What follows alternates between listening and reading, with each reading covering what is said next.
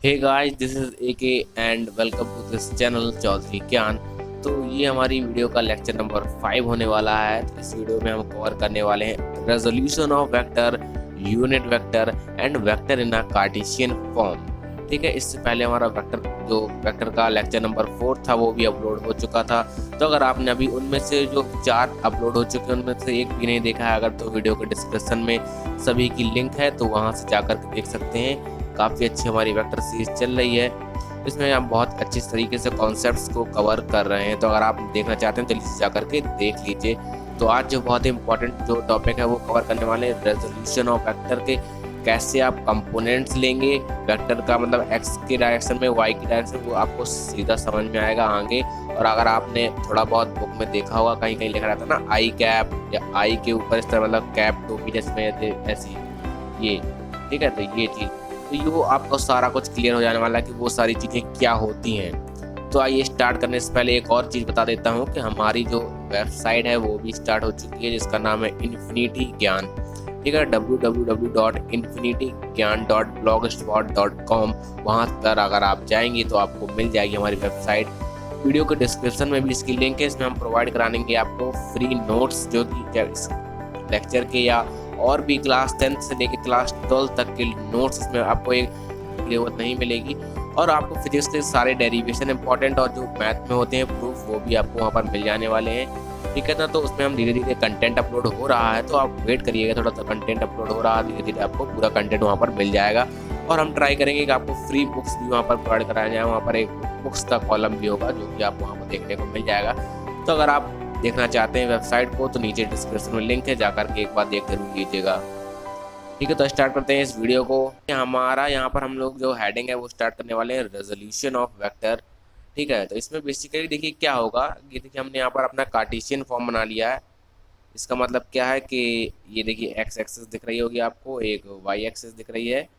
ठीक है, और अगर मैं यहाँ पर क्या करूँ, समझ रहे हैं, अगर इनके बीच से एक यहाँ पर ये वेक्टर वी निकला है, तो अगर आप ध्यान से देखें, इस वी को आप एक फोर्स मान लीजिए अगर वेक्टर की, ठीक है, या वेलोसिटी मान लीजिए। तो ये चला है अगर आगे की तरफ, तो इसने दोनों डायरेक्शन को कवर किया है।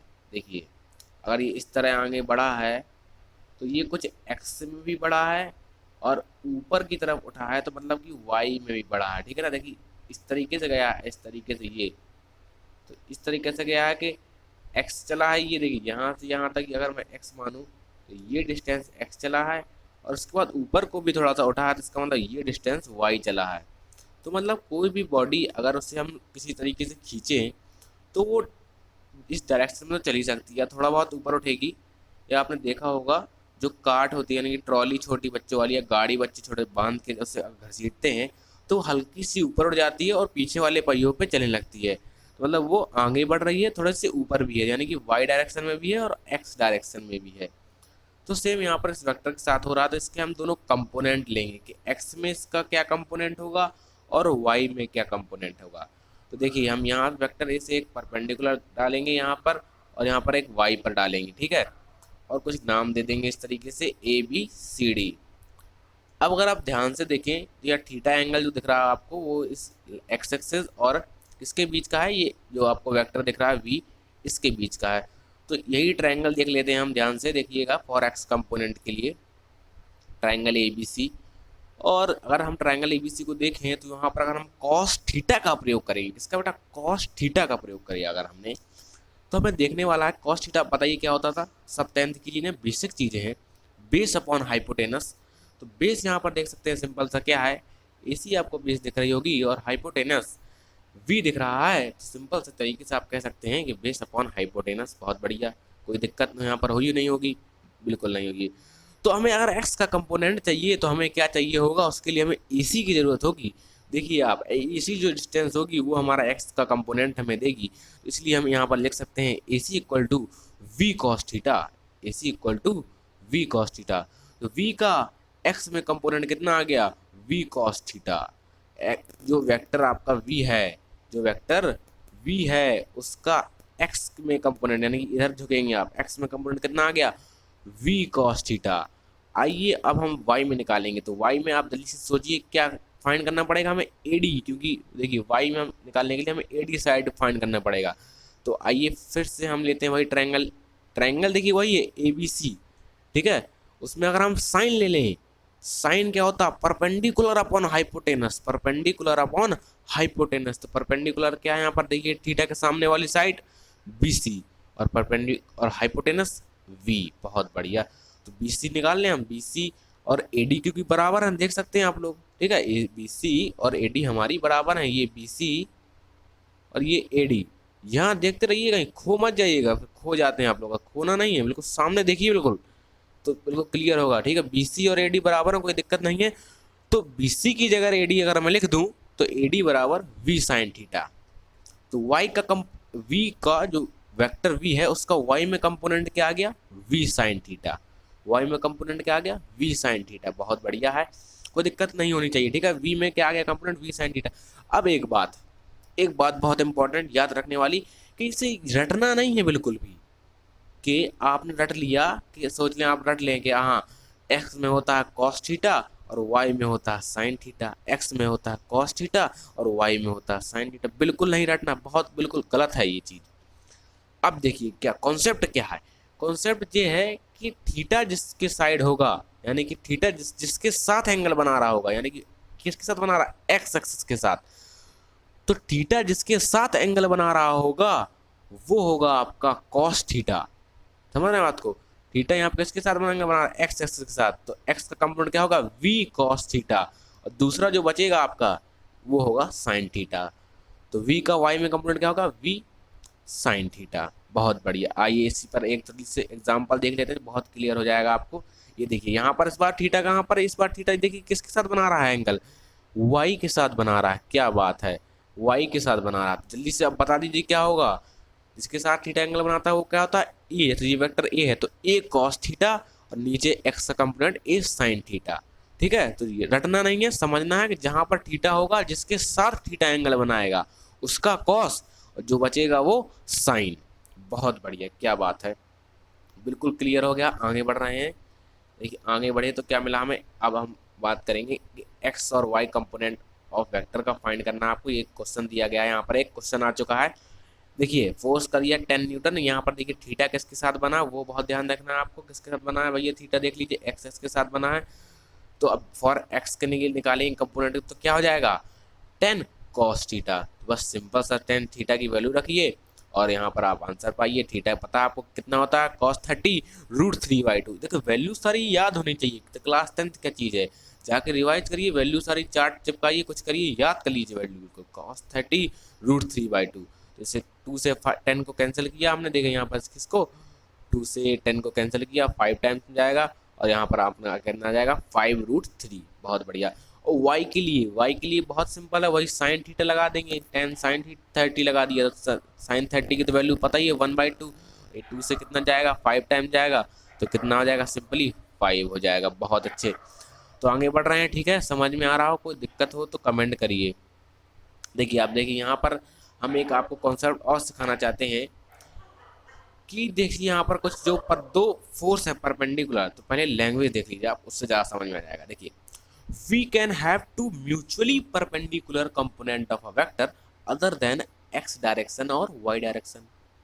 अब देखिए ये क्या कह दिया, ये कहा भैया कि जरूरी नहीं है कि एक्स डायरेक्शन और वाई डायरेक्शन हो। जैसे कि यहाँ पर देख सकते हैं आप, कहाँ आपको कोई एक्स दिख रहा है, कहाँ आपको कोई वाई दिख रहा है, लेकिन कैसे हैं ये दोनों म्यूचुअली परपेंडिकुलर हैं, यानी ये कैसे 90 डिग्री है।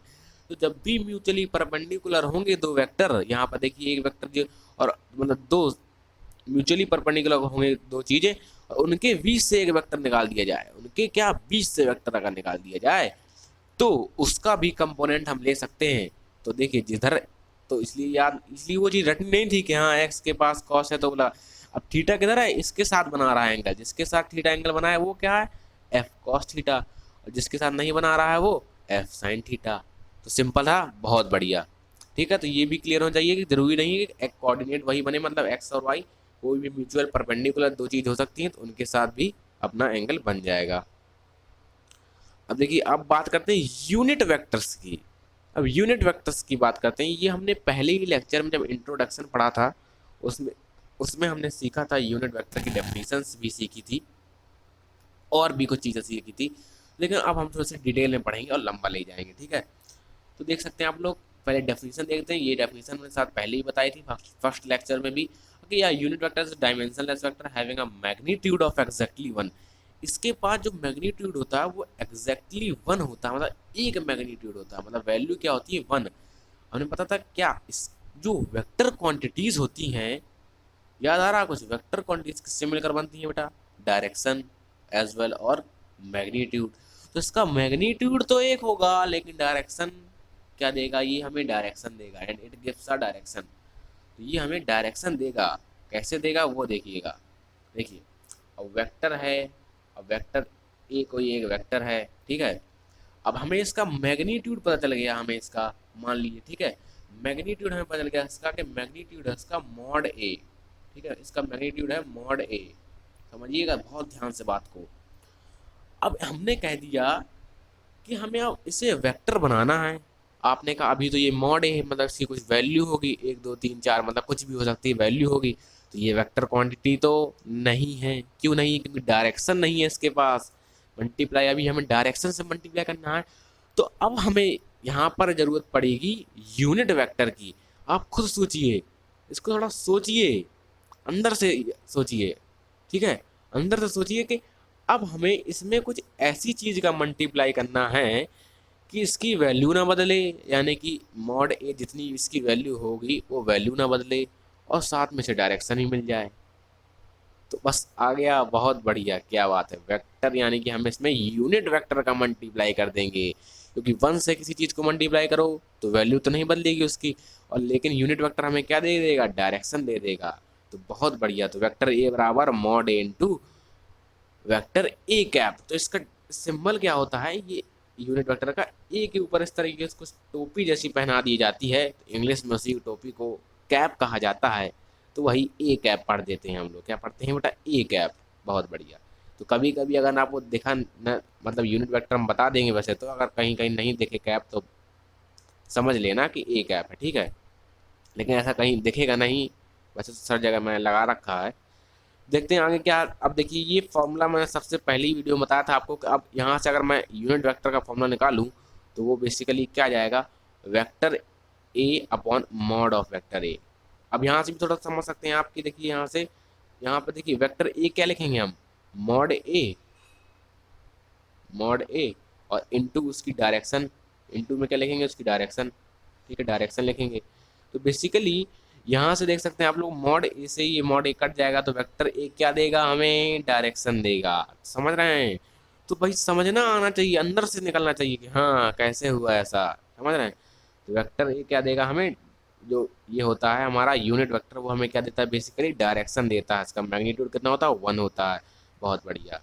अब आइए आगे बढ़ते हैं। तो अब आते हैं ऑर्थोगोनल यूनिट वेक्टर, यानी कि जो म्यूचुअली परपेंडिकुलर होते हैं। म्यूचुअली परपेंडिकुलर सिंपली कैसा होता है, वो 3 जो एक्सेस होती हैं, x axes, y axes, z axes, ठीक है, इन तीनों में ऑर्थोगोनल का मतलब होता है ये तीनों एक्सेस, यानी कि म्यूचुअली परपेंडिकुलर जो वेक्टर्स होते हैं वो। अब देखिए यहाँ पर आपको दिख रहा होंगे कि ये एक्स है, ये वाई, अब जेड आपको दिक्कत दे रहा होगा। आपने कहा जेड कैसे परपेंडिकुलर है, जेड भैया मेरे यहाँ पर हमने 2D प्लेन में बनाया है, इसलिए जेड को पीछे देखा है, पीछे को खींचा है।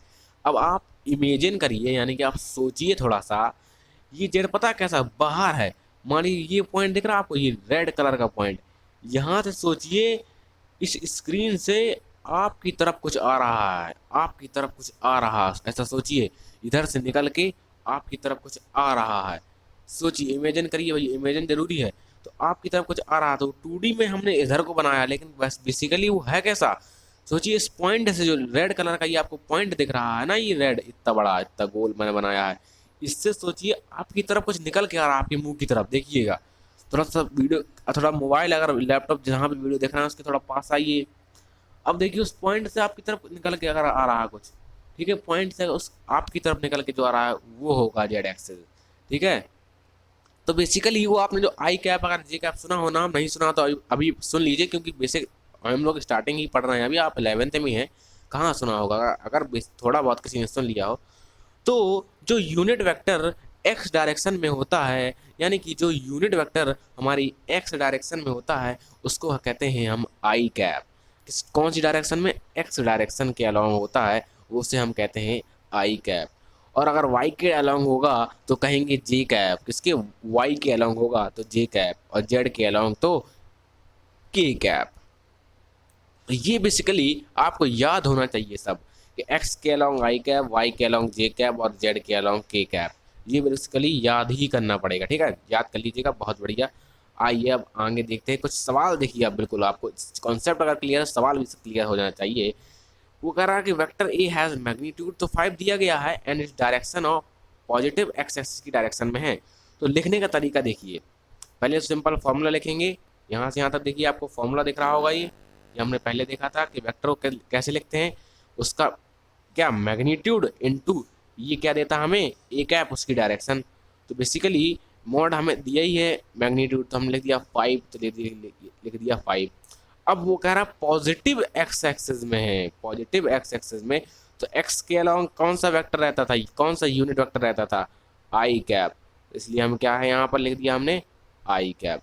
तो ये हमारा सिंपल सा हो गया, बहुत बढ़िया। दूसरा देखिए, vector A has a magnitude 3 unit in positive x and 4 unit in positive y. ये दिया गया है, तो इसका भी सिंपल तो वही काम है, मैग्नीट्यूड लिखिए पहले, तो मैग्नीट्यूड लिख दिया 3, ठीक है। और कहाँ दिया गया 3? आपको एक्स में, तो एक्स का पता होना चाहिए आपको क्या होता है भैया, यूनिट वेक्टर एक्स के अलोंग आई कैप। और फिर क्या? 4, वो किस में दिया? वाई, वाई के अलोंग कौन सा होता था? जे कैप। तो ये किस तरह के सवाल हो गए, आपको बिल्कुल कोई क्लियर हो गया होगा कॉन्सेप्ट भी इसका। अभी और आगे देखेंगे, अब हम मिक्स करेंगे कंपोनेंट को भी और इन सब चीज़ों को भी। अभी तो कार्टेशियन फॉर्म में देख सकते हैं आप लोग। कार्टेशियन फॉर्म में सिंपली ये फॉर्मूला होता है, अगर आपको निकालना है क्या? मॉड निकालना है, मतलब कि वैल्यू निकालनी है वेक्टर ए की, और वो अगर वो कार्टेशियन फॉर्म में बना तो उसका फॉर्मूला होता है अंडर रूट ए एक्स स्क्वायर, यानी कि ये पूरा देखिए पूरा है, ये ए एक्स स्क्वायर इतना पूरा है, और ए वाई स्क्वायर, ठीक है, ये पूरा है। नोट कर लीजिए जल्दी से, तो पूरा आपको याद रहे, नहीं बाद में आप देखेंगे तो कंफ्यूज ना हो जाएगा, अकेला एक्स के ऊपर कैसे स्क्वायर हो सकता है। पूरा है ए एक्स के ऊपर जो वैल्यू रहेगी, ठीक है। अभी नहीं आया होगा समझ में, अभी अभी धीरे धीरे और समझेंगे। देखिए अब ये देखिए यहाँ पर बना गया है, चित्र बन गया है, चित्र से बहुत सब चीज़ समझ में आएगा। पहले चित्र देखेंगे, चित्र से अगर समझ में आ गया तो पूरा कॉन्सेप्ट समझ में आ गया, ठीक है। चित्र समझेंगे पहले। तो चित्र क्या कह रहा है देखिए, यहाँ पर हमें एक वेक्टर ए दिया गया था, दो हमारे जो दिए गए हैं म्यूचुअली परपेंडिकुलर, यानी कि एक्स एक्सेस और वाई एक्सेस में। यहाँ पर सिंपली एक्स एक्सेस और वाई एक्सेस भी होगा, ये हमारा वाई एक्सेस होगा, और बेसिकली ये हमारा कौन सा एक्सेस होगा? एक्स एक्सेस होगा। तो अब देख सकते हैं यहाँ पर आप लोग, ये एंगल थीटा बन रहा है। तो अगर मैं ए का इधर वेक्टर लूँ एक्स में तो क्या आएगा? ए कॉस थीटा। और ए का अगर मैं यहाँ वाई में कंपोनेंट लूँ तो क्या आएगा? ए साइन थीटा। अब देखिए ये जो है वो इसके बराबर है कि नहीं? बिल्कुल है, ठीक है कि नहीं? बराबर बिल्कुल है, कह दीजिए बिल्कुल कि है, हाँ बराबर है, ठीक है बराबर है। तो ये दोनों ले लिए। अब हमें चाहिए ये, इसकी वैल्यू चाहिए है, अगर मुझे इसकी वैल्यू चाहिए है तो बेसिकली यहाँ पर देख रहा होगा आपको कि हमने ये कंस्ट्रक्शन इसीलिए किया है, डॉटेड लाइन हमेशा कंस्ट्रक्शन से डिनोट की जाती है, डॉटेड लाइन। तो यहाँ पर 90 है, तो बेसिकली पाइथागोरस का यूज़ करेंगे हम लोग, पाइथागोरस लगा दिया है हमने यहाँ पर, ठीक है। तो हमारा ये हो गया है, ठीक है, ये मतलब फॉर्मूला बन करके ये वाला निकला है। अभी और समझते हैं, अभी नहीं आया है। तो अब देखिए, अगर हम यहाँ पर 10 लगा दें, ऊपर देखिए लिखा होगा 10 थीटा, तो देखिए 10 थीटा क्या होता है? परपेंडिकुलर अपॉन में बेस। तो ये सिंपल लिख लिया हमने। अब हमने अभी अभी देखी जाना कि मतलब कि अगर हमारा ये कंपोनेंट है, देखिए यहाँ पर परपेंडिकुलर, परपेंडिकुलर है ए साइन थीटा, तो ये क्या होगा? ए वाई होगा, ठीक है। इसका कंपोनेंट क्या होगा? ए वाई, जो वैल्यू होगी वो ए वाई। और इसकी क्या होगी? ए के एक्स में, जो एक्स जितना एक्स यूनिट होगा उतना हम मल्टीप्लाई कर देंगे इसमें, ठीक है। तो बेसिकली ये लिख लिया हमने यहाँ पर 10 को। अब वेक्टर एक, अगर हम इसे वेक्टर उसमें रिप्रेजेंट करें, अभी तो ये हमने सिर्फ और सिर्फ मैग्नीट्यूड के उसमें लिखा है ए वाई और ए एक्स में। अब अगर हम वेक्टर में रिप्रेजेंट करें तो हमारा वेक्टर ए आई का एक्स, मतलब ए एक्स कौन से डायरेक्शन में है? हमारा एक्स डायरेक्शन में है वेक्टर ए एक्स, ठीक है। तो उसे सिंपली आई कैप लगा दिया हमने। और यहाँ पर कितना है हमारा? वाई डायरेक्शन में है ये वाला वेक्टर, ये, ठीक है। तो ये हमारा ए मतलब कि वाई ए वाई जे कैप है हो गया, ठीक है। ये वाला हमारा ए वाई जे कैप हो गया बेसिकली, ठीक है। तो वही हमारा ये अगर हम पाइथागोरस का यूज़ करेंगे इसमें सिंपल फॉर्मूला फॉर्मूला बन करके आ जाएगा, यही ऊपर जो हमने पहले आपको बताया था। ये आपका फॉर्मूला सिंपल सा बन के आ चुका है कि ए एक्स स्क्वायर प्लस ए वाई स्क्वायर मतलब पूरा का होल स्क्वायर है। जो भी आपको आई और जे के साथ दिखेगा, यहाँ पर देख सकते हैं आप लोग, यह आई और जे था, तो जो भी आई और जे के अलावा दिखेगा उसका आपको सिंपल सा क्या करना है, यहाँ पर स्क्वायर करना है और प्लस लगाना है, ठीक है। तो यहाँ पर अगर माइनस भी होगा तो भी प्लस हो जाएगा, कोई दिक्कत नहीं है। आइए देखते हैं, पहले सवाल देखेंगे, सवाल से बहुत क्लियर हो जाएगा आपको। ये देखिए अब मैंने दिया ये, अब इनका मैग्नीट्यूड बताइए, ये क्या है, एक वेक्टर है, ठीक है। यहाँ आई देखिए, आई और जे है, तो आई की जे के ऊपर आप समझ जाइए कि अगर कैप नहीं लगा है तो यूनिट वेक्टर ही है, कोई आई जे और अल्फ़ाबेट नहीं चल रहा है यहाँ पर। आई और जे क्या है, यूनिट वेक्टर ही है, अगर कैप नहीं भी लगा है। तो अब बताइए इसका मुझे मैग्नीट्यूड कैसे निकालेंगे। तो ये क्या है, सिंपल सा फॉर्मूला यूज़ करेंगे, मॉड ए बराबर आई के साथ क्या है 3, तो 3 का स्क्वायर, जे के साथ क्या है 4, तो 4 का स्क्वायर, सिंपल सा 5 आ जाएगा, बस सिंपल से इतना ही तो है, बस खत्म है। इसी तरह बेसिकली 3 होंगे अगर हमारे पास, 3 को समझना है जेड वाला, याद आया को जेड वाला, भूल तो नहीं, अभी तो पढ़ा था जेड वाला। जेड वाला कौन था, जेड डायरेक्शन में, तो कौन था, तो के कैप। तो उसी के लिए सिंपल हमारा हो जाएगा जो मॉड उसका निकालेंगे यानी कि मैग्नीट्यूड उसका निकालेंगे, तो ए एक्स स्क्वायर प्लस ए वाई स्क्वायर प्लस ए जेड स्क्वायर। अगर 3 होते तो 3 के लिए कर लेंगे, 2 होंगे तो 2 के लिए कर लेंगे, कोई दिक्कत है ही नहीं। बहुत अच्छे से समझ में आ गया, बढ़े आगे, बहुत बढ़िया, बढ़े आगे। चलिए चलिए क्वेश्चन देखिए अब, find the magnitude and angle with positive x axis B vector का। तो सबसे पहले मैग्नीट्यूड निकाल लीजिए आप। मैग्नीट्यूड का भी अभी फॉर्मूला हमने देखा, मॉड बराबर जो आई के साथ उसका स्क्वायर, जो जे के साथ उसका स्क्वायर, अगर के होता तो उसका भी स्क्वायर कर देते, लेकिन है नहीं है तो कोई दिक्कत नहीं, जे तक करेंगे। तो आगे हमारा कितना, 4 का प्लस 4, सीधा सीधा आ गया 8, 8 का हमने फैक्टर किए तो 2 बाहर आ गया, 2 अंदर रह गया, तो 2√2, ठीक है। सॉल्व करना भाई आना चाहिए, रूट रूट सब, ये तो बेसिक मैथमेटिक्स है। तो ये आगे आ गया बेटा 2√2 आ गया, बहुत अच्छे। अब वो कह रहा है कि हमें बताइए एंगल, बताइए इसका, समझ रहे हैं, एंगल बताइए। तो एंगल के लिए हमने क्या पढ़ा था, हमारे पास थीटा पढ़ा था, टेन थीटा। टेन थीटा क्या होता था हमारा, जो हमारा ए एक्स वेक्टर होता था अपन ए वाई, याद आ रहा, फॉर्मूला पढ़ा था सबसे पहले, अभी जो थोड़ी देर पहले, इसके पहले मॉड के, इस मॉड की वैल्यू से थोड़ा ऊपर पढ़ा था हमने, टेन थीटा बराबर, थोड़ा बैक करके देख लीजिए वीडियो को, ए एक्स अपॉन ए वाई। तो ए एक्स की वैल्यू कितनी है, वो भी 2 है, और ए वाई की वैल्यू भी 2 है, तो कितना हो गया हमारा टेन थीटा बराबर 1। अब याद करिए टेन थीटा की वैल्यू 1 कब होती थी, 1 कब होती थी 45 पे।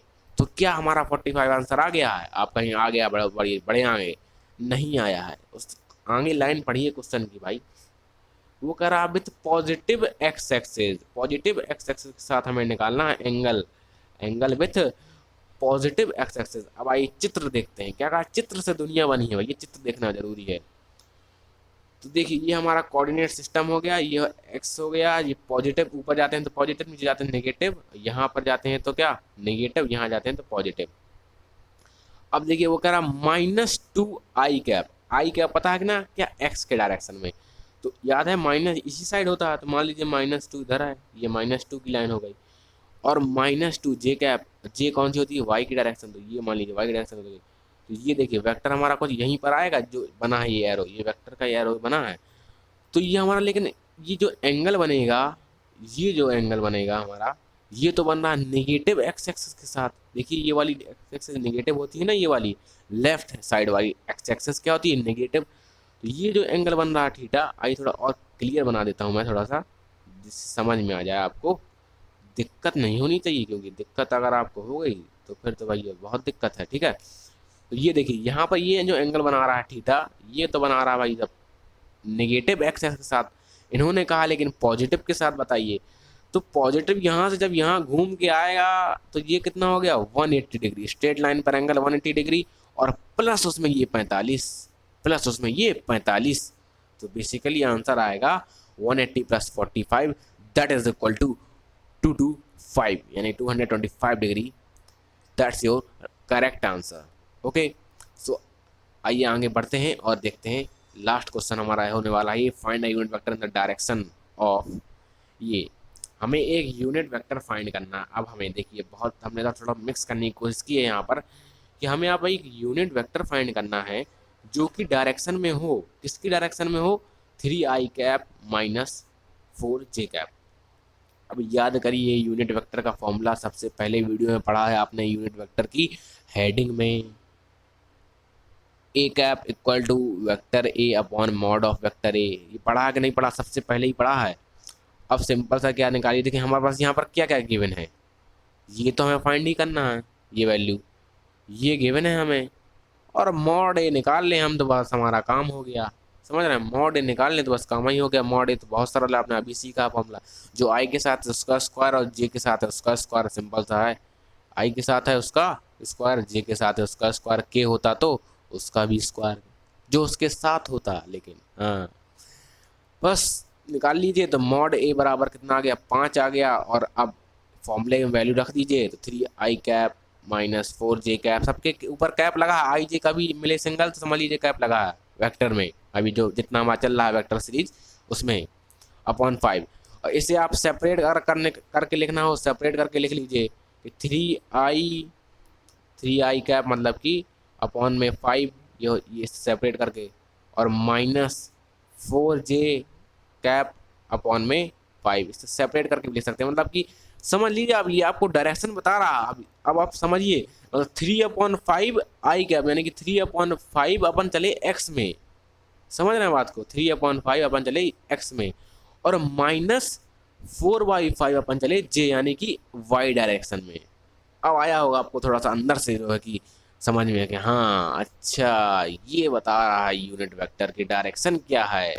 अगर वेक्टर दिया है उसकी डायरेक्शन निकालनी है तो हम सीधा सीधा उसका मॉड, पहले हम मॉड निकाल लेंगे और उससे हम वेक्टर से डिवाइड दे देंगे। तो ये देखिए यहाँ पर अगर सेपरेट करके लिखेंगे तो बहुत अच्छे से समझ में आएगा आपको कि ये 3 जो दे रहा है आपको, कि मतलब 3/5 अगर आप उसको डिवाइड भी देंगे इसमें, ठीक है, डिवाइड भी देंगे 5 का अगर 3 में, तो पता है आपको 0.6 आएगा। यहाँ पर 30 हो जाएगा ना 0.6। तो 0.6 आप चले किसमें? आई कैप यानी कि एक्स एक्सिस के अलाउंग चलिए आप 0.6 यूनिट।